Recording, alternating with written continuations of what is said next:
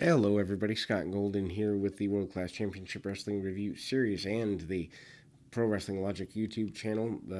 June 21st, 1986 for World Class this week, and not really the best of shows. You can certainly see the beginning of the decline coming here.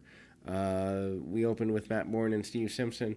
Simpson, a guy they're really trying to get ready to push to a higher level. They're trying to do everything they can with him. South African kid, get a really good body, but he actually almost looks like a leaner version of one of the Von Erichs, and so it's kind of a little bit difficult to push a guy who looks very similar in body stylings to a Von Erich. And then you've got the Ultimate Warrior's debut, less than a month away. Of course, then known as the Dingo Warrior. Did not know he came in as a heel, so I find that interesting. Anyway, but so Matt Bourne kind of takes over, tries to get the most he can out of the kid, slows the match down into very simple terms. Simpson, ahead of his time, I truly believe, and kind of has a lot of talent and can go forward. Bourne tries to slow the match down, tries to get everything he can out of the process, which is a really smart idea, especially if you're, a veteran trying to elongate your career. Bourne, of course, less than a year and a half off of the WrestleMania 1 issue, and breaks the match down. Hard shots by Bourne. Bourne certainly knows how to brawl when needed. Takes the match down to the mat and cranks on a reverse chinlock. Simpson comes back up and doesn't exactly get all he wants out of coming back up, but as we kind of go through, Irish whip attempted and a monkey flip out of the corner on Bourne. Don't see monkey flips anymore nearly as much as we used to, if at all. Bourne heads to the outside, but Simpson grabs him, and then Bourne comes back in kind of the hard way. They literally get about 10 or 11 minutes out of this match, which is a surprise to me. Anyway, but need to get time in a TV opener when you have kind of a weekend roster. Bourne gets things going back his way again with some cheating, and I believe they go through into a time limit draw here. Certainly the attempted sleeper by Bourne, but yes, or by Simpson, but they end up going through a time limit draw.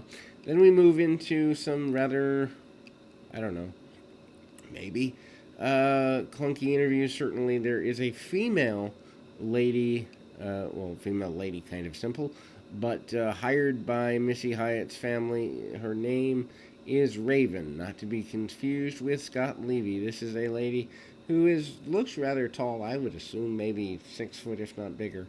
And she cuts a promo on how Mr. Hyatt, Missy's father, has hired her to take care of Sunshine once and for all. Gary Hart makes a $10,000 challenge to Bruiser Brody, says he's paid the money. The Texas Championship on the line next. Killer Brooks and Brian Diaz is there, and then we move into our main event. Post the main event, just for edification, so I don't have to go through it later. Kevin Von Erich cuts a very awkward promo about the six-man titles and mentions the Freebirds, but also mentions new teams coming through without really naming people. So it just kind of does a clunky promo. But back to the match at hand, Killer Brooks and Brian Diaz. Brooks tries to bring the match down to the mat and to a slower, simpler style. Succeeds in that effort, and then we see Diaz kind of rolling through with a arm bar, arm lock, and the like. Brooks jawing with the referee during the next several minutes. Diaz fires back. The fans are solidly behind him, as is to be expected.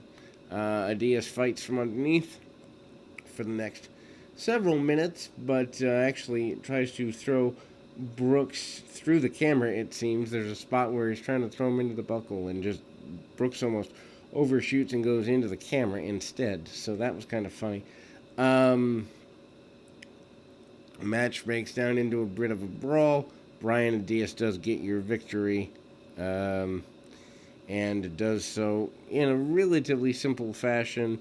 Manages to do that uh, with a, I believe, drop kick under the chin at first, and then when Brooks comes up, he manages to get a cross body. I'm pretty sure. No, second drop kick, and Brooks barely lands on his feet.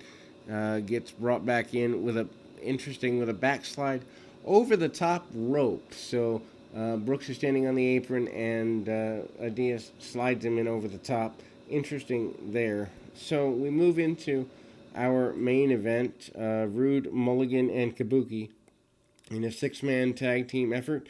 Of course, flanked by Percy Pringle against the Von Erichs and Chris Adams. Interesting there. Uh, Rude, Mulligan, and Kabuki. What a trio there. So Kevin Von Erich back in action. We have not seen him in quite a bit. It's been several months. Lance Von Erich alongside, and then of course Chris Adams there. This is there to set up the continuation of a bit of a feud, I think, with Chris Adams and Rick Rude. I think that's the main goal here.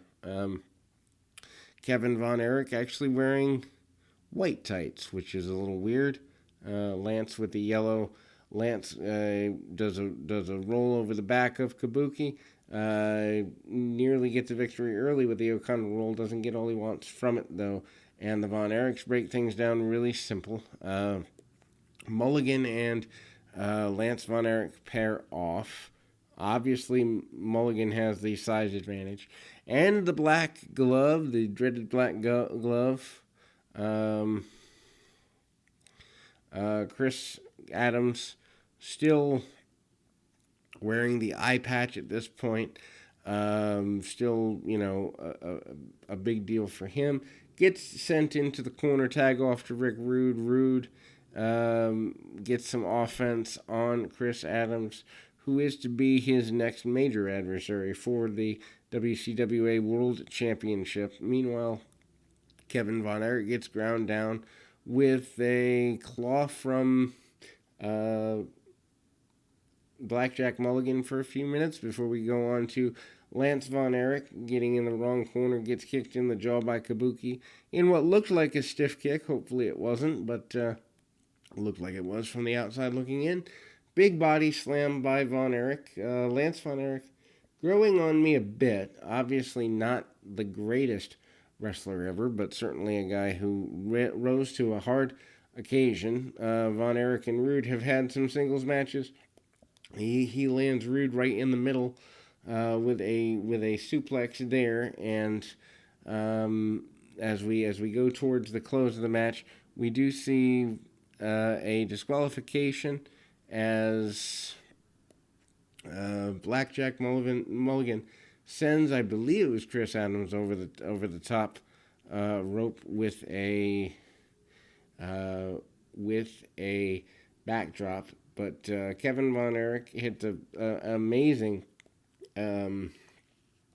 top rope dropkick, and the victory for the Von Erichs and Chris Adams. They did not do as much as I thought they were going to do in this particular match with the Adams and Rude story. I guess that comes a little bit later. But in any event, that is your world-class review for it this time around. And we're going to close out the month of June with the next episode. Stay with us.